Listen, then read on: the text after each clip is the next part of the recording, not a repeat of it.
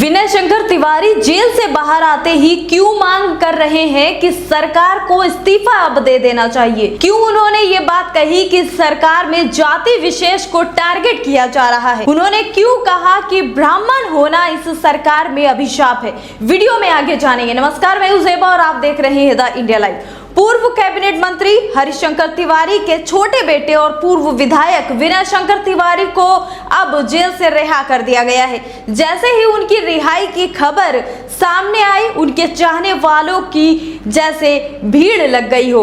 हाथों में फूलों की माला लेकर उनका सब इंतजार करने लगे। समर्थकों ने विनय शंकर के रिहा होने पर पटाखे फोड़ना और मिठाई बांटना शुरू कर दी। तस्वीरों में आप देख सकते हैं कि कैसे जेल से बाहर बड़ी संख्या में समर्थकों का तांता लग गया था।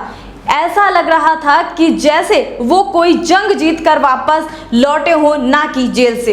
आपको बता दें, मनी लॉन्ड्रिंग के मामले में ईडी ने 7 अप्रैल को विनय शंकर तिवारी को गिरफ्तार किया था और करीब 2 महीने के बाद जेल से वो वापस लौटे हैं। वापस लौटने पर उनका भव्य स्वागत किया गया। इस मौके पर उन्होंने योगी सरकार को अपनी ताकत दिखाई है। उन्होंने मीडिया को बयान दिया। इस बयान में उन्होंने मीडिया के सामने कहा कि इस सरकार ने अहंकार में आकर उन पर कार्रवाई कराई है और योगी सरकार पर सीधा निशाना साधते हुए उन्होंने ये भी कहा कि यहाँ बस एक जात ही पूरी सत्ता चला रही है।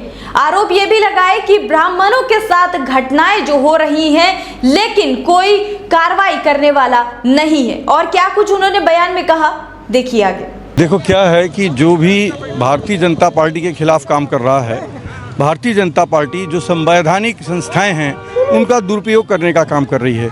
ये बात आदरणीय उच्च न्यायालय के फैसले से ये साबित हो जा गया है कि जो सरकार ने किया वो द्वेष बस कार्य किया और अहंकार के बसीभूत होकर ये कार्य उन्होंने करने का काम किया है। अरे भाई, अगर इसको सुशासन कहेंगे तो कुशासन किसको कहोगे।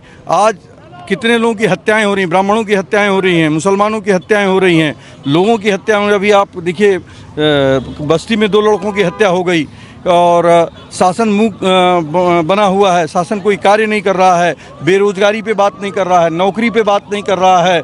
आज शासन व्यवस्था पंगु पड़ गई है। उत्तर प्रदेश में शासन व्यवस्था नाम की कोई चीज़ नहीं रह गई है। लोगों का विश्वास शासन से उठ चुका है।